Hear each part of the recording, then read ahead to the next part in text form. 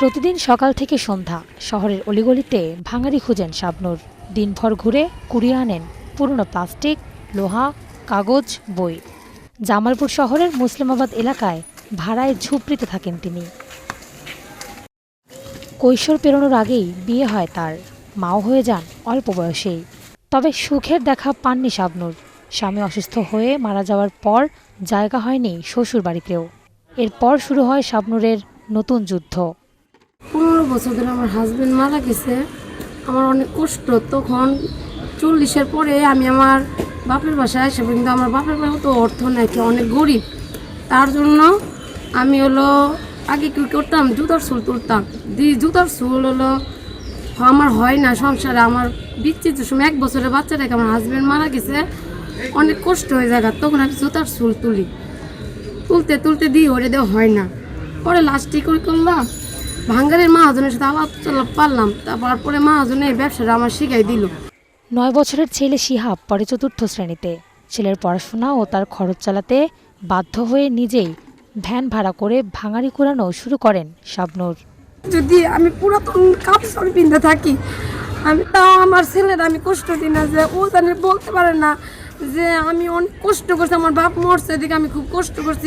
আমার তো এলে দেখে মানুষ কইলে ব্যবসা করস কি জন্য, মানুষের মান সম্মান। আমি বলছি আমার কি মান সম্মান, আমার মান সম্মান কি কেউ আমার দিব? করবেলা সবাই আছে, দেওয়ার বেলা কেউ না ভাই, যার যার তার তার।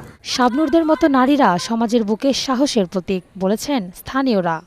শাবনূর একটি সংগ্রামী এবং সাহসী নারীর নাম। যে নারীটি ভ্যান নিয়ে রাস্তায় সে ভাঙাড়ির জিনিসপত্র ক্রয় করে সেটি বিক্রি করে, আসলে এটি বিরল একটি পেশা নারীদের জন্য। আমরা বলবো যদি তাকে সমাজসেবা কিংবা কোনো এরকম ফাউন্ডেশন থেকে সহযোগিতা করা হয়, তাহলে আমার মনে হয় যে তার একটি ছেলে রয়েছে, সেই ছেলেটিকে নিয়ে সে খুব সুন্দর করে জীবনযাপন করতে পারবে। নারী হয়ে ভ্যান চালান বলেই মাঝে মধ্যে কটু কথা শুনতে হয় তাকে। তবুও দমে যাননি শাবনূর। শাবনূরের পাশে থাকার আশ্বাস এ সমাজসেবা কর্মকর্তার। তার এই সংগ্রামী জীবনকে সাধুবাদ জানাই। আমরা চাই শাবনূরের মতো এই সংগ্রামী নারীদেরকে নিয়ে অগ্রসর হতে।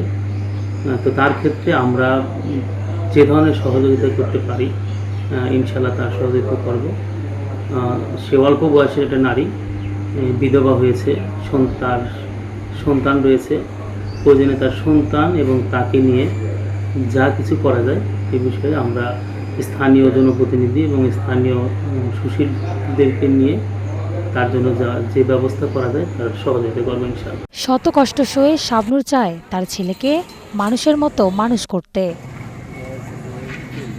Ishrat Lubna, star news.